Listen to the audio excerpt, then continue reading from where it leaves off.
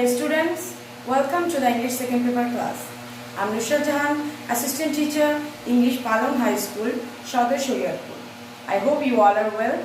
I am also well by the grace of Almighty Allah. In our previous class, I discussed about completing sentences. And today I am going to start a new topic, and the topic is person. So without wasting our time, let's start our today's class.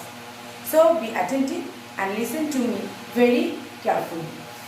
সেন্টেন্সে noun বা প্রোনাউনকে অবলম্বন করে ভার্বের কার্য সম্পাদিত হয়, তাই এই নাউন বা প্রোনাউনগুলোকে পার্সন বলা হয়।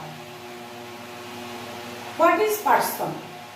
সেন্টেন্সে নাউন বা প্রোনাউনকে অবলম্বন করে ভার্বের কার্য সম্পাদিত হয়।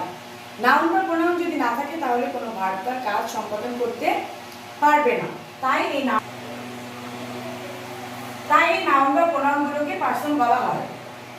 For example, I M a student, Reba is a girl, we have a cow, she has a dog.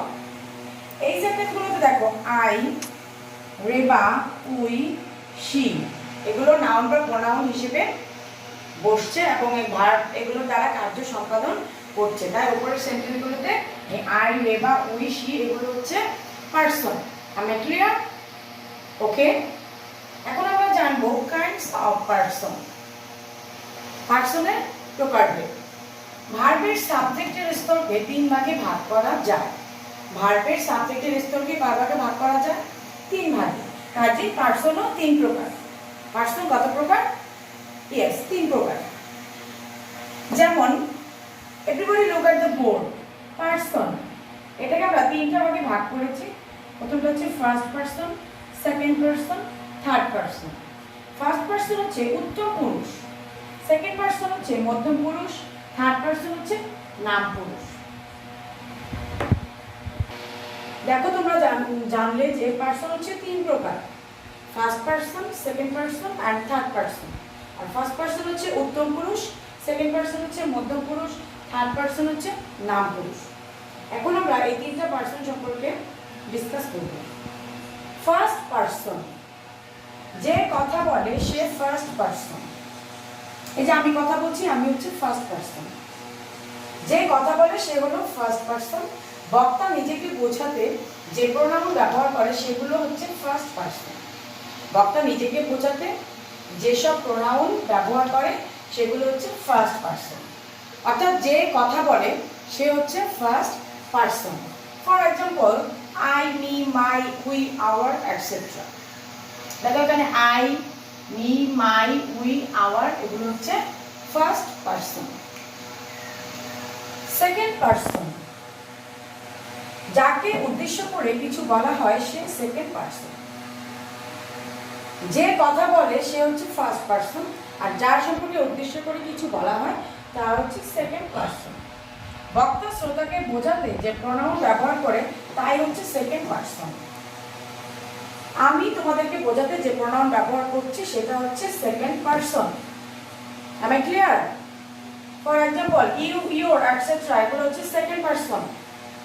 R first person হচ্ছে I, me, my, we, our etcetera. আর সেকেন্ড পার্সন হচ্ছে ইউ, ইওর এটসেট্রা।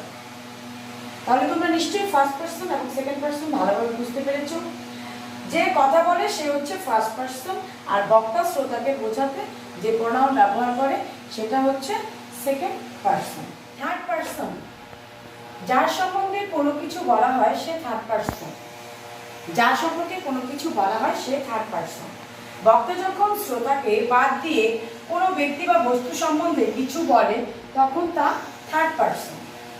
কোনো বক্তা যখন শ্রোতাকে বাদ দিয়ে কোনো ব্যক্তি বা বস্তু সম্পর্কে কোনো কিছু বলে তখন হবে তা থার্ড পার্সন।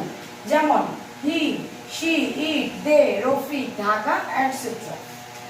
তাহলে তোমরা বুঝতে পেরেছো কি থার্ড পার্সন হচ্ছে যার সম্পর্কে কোনো কিছু বলা হয়। বক্তা যখন শ্রোতাকে বাদ দিয়ে অন্য কোনো ব্যক্তি বা বস্তু সম্বন্ধে কিছু বলে তখন সেটা হয় থার্ড পার্সন। তো তোমরা তিনটা পার্সন সম্পর্কে ভালোভাবে জানতে পারলে। I hope you understand well. একটা নোট তোমাদের জন্য আছে, সেটা হচ্ছে যে নাউন বা প্রোনাউন এর কেবল পার্সন হয়। নাউন বা প্রোনাউনেরই কেবল পার্সন হয়। নাউনের পার্সন সবসময় থার্ড পার্সন হয়, নাউনের পার্সনটা সবসময় থার্ড পার্সন হয়। যেমন বয়, ক্যাট, পেন, করিম এটসেট্রা। নাউনের প্রোনাউনের পার্সন হয় এবং নাউনের পার্সন সবসময় থার্ড পার্সন হয়। আরেকটা দেখো, পরপর তিনটি পার্সন ব্যবহার করতে গেলে আমরা কি করব? অনেক সময় পরপর তিনটা পার্সন একসাথে ব্যবহার করার সময় আমরা ভুল করে ফেলি। তো তোমরা এটা যদি মনে রাখো তাহলে তোমাদের জন্য খুবই ইজি হবে।